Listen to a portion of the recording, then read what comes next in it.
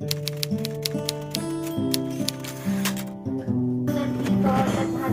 ang nobelang di matapos-tapos, ang istoryang may umpisa ngunit walang wakas, kaya't ang bawat pahina unti-unti nang nalalagas, dahil ang kasunod na kabanata ay di pa nailalabas.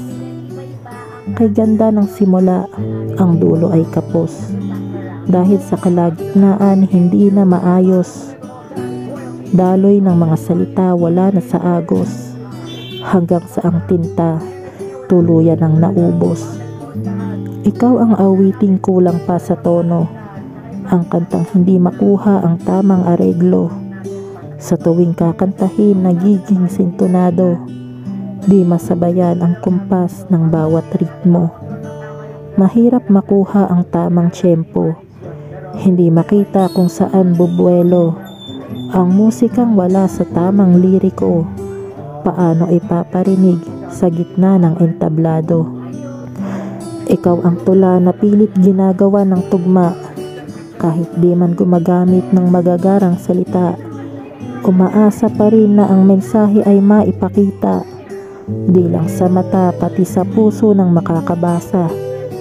Kahit hindi man ganoon kaganda, nawa ay magustuhan mo pa rin sana ang piyesang aking ginawa, nilikha para lang sa'yo sinta. Paano ba makukumpleto ang kulang-kulang na kwento kung ang mahalagang piraso na sa'kin ay bubuo? Hanggang ngayon hindi ko pa nakakatagpo, kahit milyon-milyon naman ang tao sa mundo. Paano ba mabubuo at paano makukontento kung ang paglalaanan ng mga pangako na maaari kong makasama hanggang dulo, hanggang ngayon hindi pa nagkakatotoo?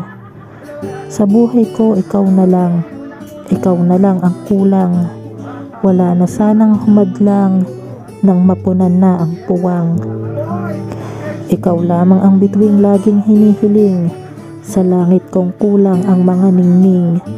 Kaya't sana ikaw na ay makapiling, pangako hihintayin ko ang iyong pagdating.